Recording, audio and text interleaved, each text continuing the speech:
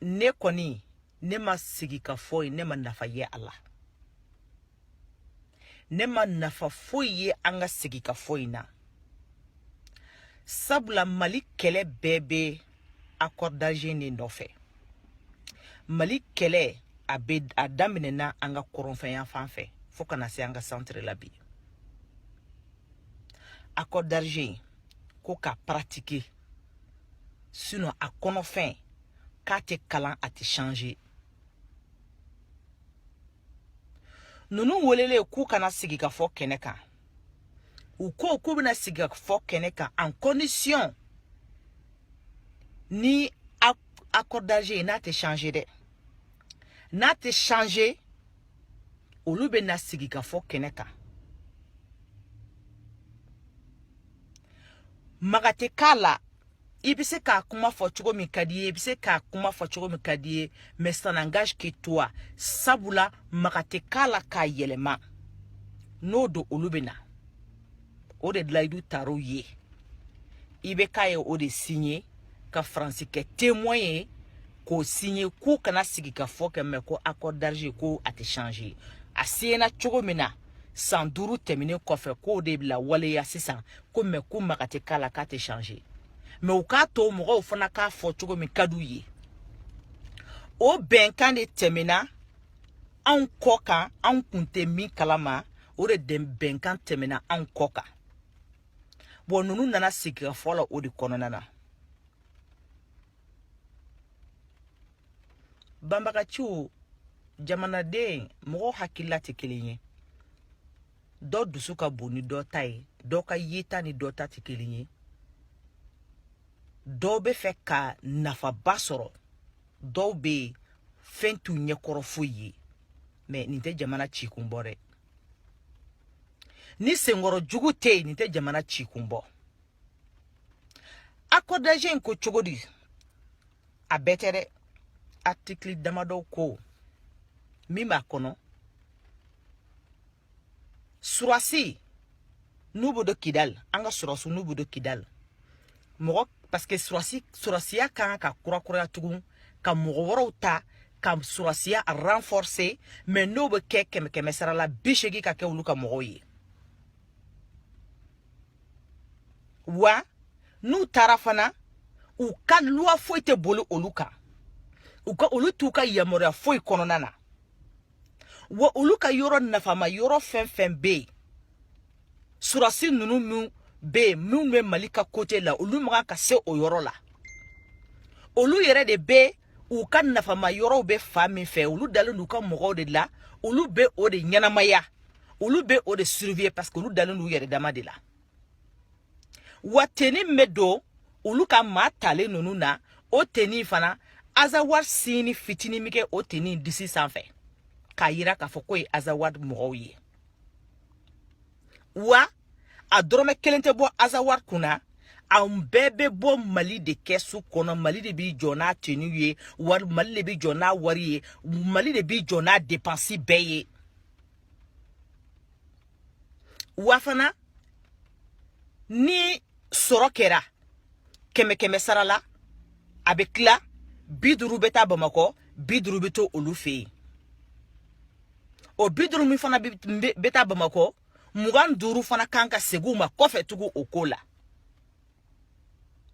aw ni Ala na kira cɛ karisa e ta ye kɔmɔ ye e ye kɔmɔtigi ye mais ni kɔbɛ bɛ bɔ i ka bɔ i k'i dogo o fana ma fɔ dɛ e de ta ye kɔmɔ ye mais ni kɔmɛ bɔ don min na i boli k'i dogo e ni Ala na kira cɛ e ta ye kɔmɔ ye wa bɛnkɛra nin de kan nin de signera IBK fɛ k'a sɔnna nin bɛɛ ma nin de signera IBK fɛ sisan sa ka an k'o de waleya k'o de ka waleya sisan problème b'o yɔrɔ de la wa ko fɛn o fɛn n'a bɛ kɛ olu t'u sara Bamakɔ la u ka mɔgɔ tɛ Bamakɔ la olu bɛ se ka fɛn bɛɛ kɛ u yɛrɛ ye olu ka fɛn bɛɛ gérer u yɛrɛ ma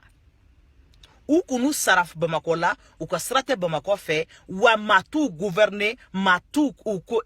mɔgɔ ka yamaruya tɛ boli u kan olu ta y'u yɛrɛ min mana jɛ u b'o kɛ ni na ɲɔgɔnna dɔrɔn de bɛ accord d'Alger in kɔnɔna na wa an ka jamana ɲɛmɔgɔw ani an ka jamana ɲɛmɔgɔ jugu u bɛ nin kalama nin siɲɛra aw bɛ se k'a fɔ aw ni Ala na kira cɛ ko député bɛ anw bolo Mali kɔnɔ nin siɲɛra ka Mali députéw to min nin siɲɛra ka Mali députéw to cogo di Mali députéw aw de bɛ population représenter aw de bɛ anw représenter député bulon kɔnɔna na nin siɲɛra cogo di aw bɛ se ka sɔn nin ma cogo di ka nin signer parce que IBK est majoritaire député bulon kɔnɔna na député aw ka kalan kɛra sanni ni feere de aw ka don kɛra sanni ni feere de parce que aw bɛɛ dɔrɔn ni mɔgɔ bɛ taa aw tɛrɛmɛ ni maa min ka sugu jara o bɛ taa na aw ye vous faites la honte aujourd'hui wallahi vous faites la honte aw de bɛ député bulon kɔnɔ dɔrɔn mɔgɔ de bɛ taa aw san k'aw tɛrɛmɛ ni min ka wara cayara o bɛ taa ni aw ye aw bɛ tila ka wuli k'aw disi gosi k'aw ye députéw ye aw de bɛ population représenter aw de b'anw représenter député bulon kɔnɔna na ni document façon ni bɛ se ka signer cogo di aw bɛ se ka sɔn nin ma cogo di ka anw jɛna ni nin ye k'aw bɛ t'o signer anw tɔgɔ la ko IBK ka nin signer ko parce que ko jamana kɔnɔdenw sɔnna ma jamana kɔnɔdenw sɔnna nin ma cogo jumɛn maliyɛnw yɛrɛ tɛ accord d'Alger kalama an t'a kalama an t'a dɔn min bɛ accord d'Alger yɛrɛ kɔnɔna na an t'a dɔn si il faut aller faire la campagne aw ka taa campagne kɛ aw ka dugu la ka bamanankan cɛ ɲin fɔ ye aw bɛ se o la s'il faut aller faire aw ka taa campagne kɛ ka mɔgɔw tromper ka nafolo d'u ma mɔgɔw ka aw ta aw bɛ se o ɲuman na n'a nin ko modèle nana munna aw tɛ nin document ta ka taa ka dugula mɔgɔw fɛ ka taa f'u ɲɛna kan na u bɛ kan min mɛn u ka sɔn u kana sɔn a y'a ɲɛfɔ u ɲɛna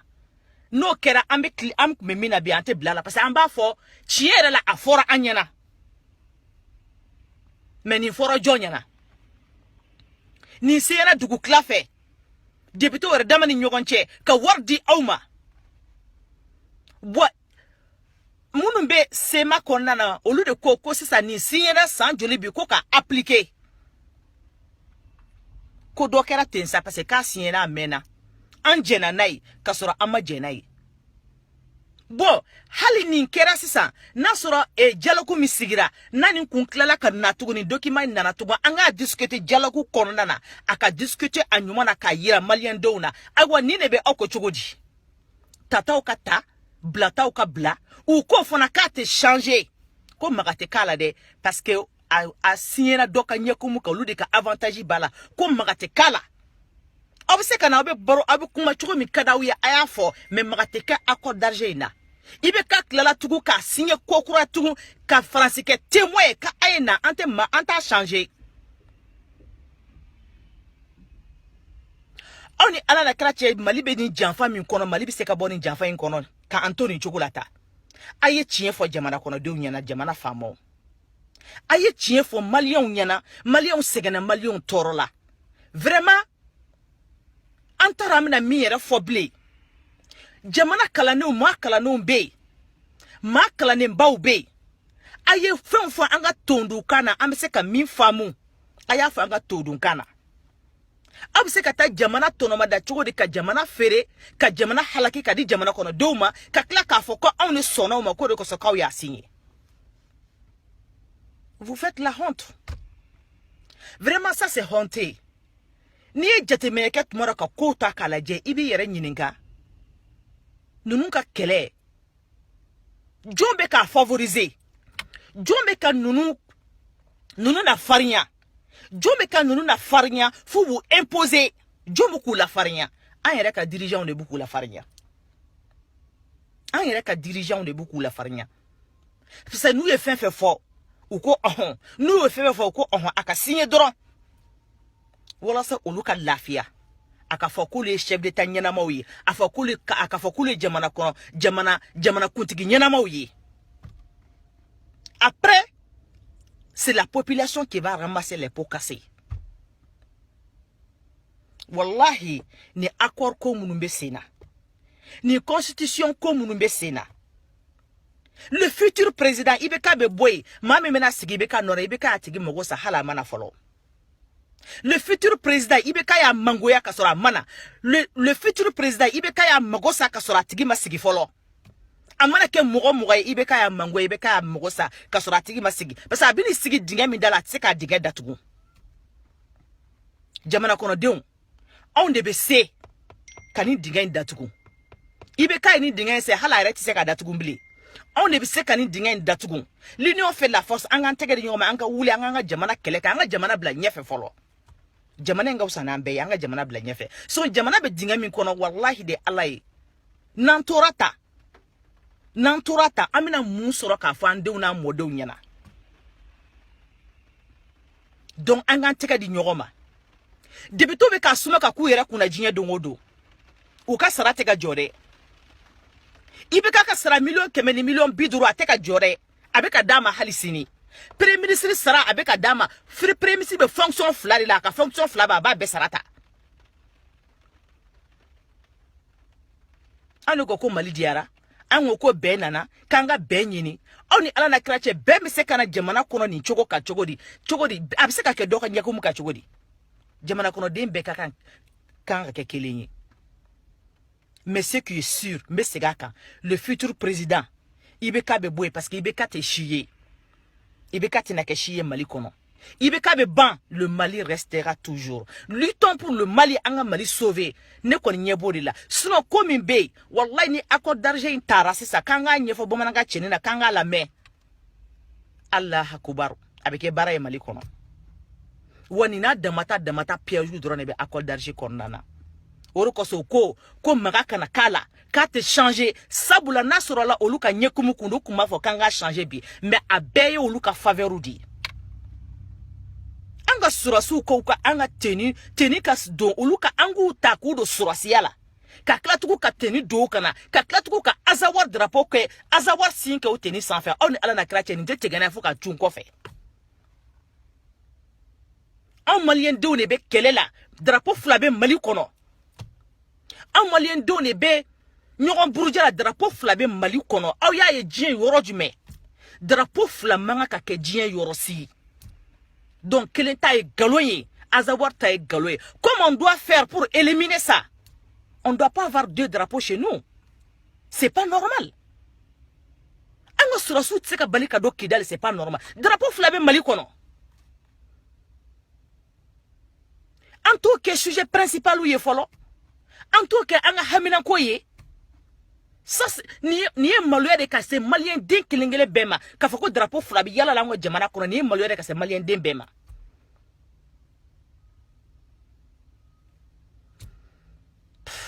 Bon, ne badeo. Nte fait ka video janya ni mbaro ni fitini ne kume so madaina. Dialogue yi akara échec totalier. Akara échec totalier. Aman nafa foi la se malima wa nafa foi ta kona ni galonte an sigira uye nyogon wele kata galonika ka klatu kata milliard inversi à la pour rien ka milliard inversi à la pour rien mo tra dro ka tu ka perjamu mine ku ka tew mi ka dumunu ke kata nu yere abana foi ma bua kono nana ko mimi se ka ke ko amena ko jamana bina nafa soro sira do soro no ye dans l'avenir foi échec total. Bon mali be ni bolo de ka ameni mbara ameni ne kono nana amen kan disi gosi kan toni ne problème kono ni yere tara Bamako yoro do be ba ko tout va bien mogo te ka souci ni Mali yere problème ye blé mogo te ka hamini Mali yere problème ye ni mogo sara Mali la bi c'est tout à fait normal ni Maduru sara ma fa non Maduru drone sarabi et ça c'est très grave ni masa badara alhamdulillah dana masa badoroma amu de kono bi mais do ta do kwa ni dien ke hye kulukulu do be sange sira kono o ye chien mais malien on anta inde matemene do bi de anta do mimba an faso la mimba an faso kono ango ke priorité mimba faso an faso kono anga kashino ye ango ta mbese ga solution du mesoro la le Mali d'abord mais pas notre famille d'abord. Ibeka ye Mali feri ka Mali feri. Ibeka ye Mali feri a jugla mogoma. Sabla avec des comptes avec des signatures comme ça. Ibeka yambla problème kono antara amena anyira bo a pour le modèle kono sans hake min kono nana. ni signature modèle kéré et ibeka fait avec ton gouvernement antara amna nyira boni pour le modèle kono chogo mina ça. Et vous avez signé.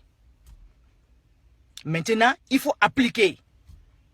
Afana beke malien choudeka ninte appliquer. Accord inte appliquer Mali kono. Constitution a te changé Mali kono parce que constitution don were vidéo na ala sonama amena anda do baroy na dondon katafe. Mais Ibeka, c'est pour vous dire que le futur président ya magosa kasura mana falo. Le futur président iya mangoya ya magosa kasura mana parce que yibina atigla mo bina sigi dingem kuna atiseka datugu. Mais malien on besi.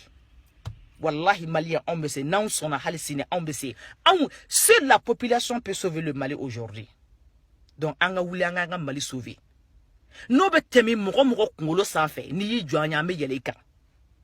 Le Mali d'abord. Ori anga objectif yi. Je salue tout le monde. Salam alaikum wa rahmatullahi ta'ala wa barakatuh.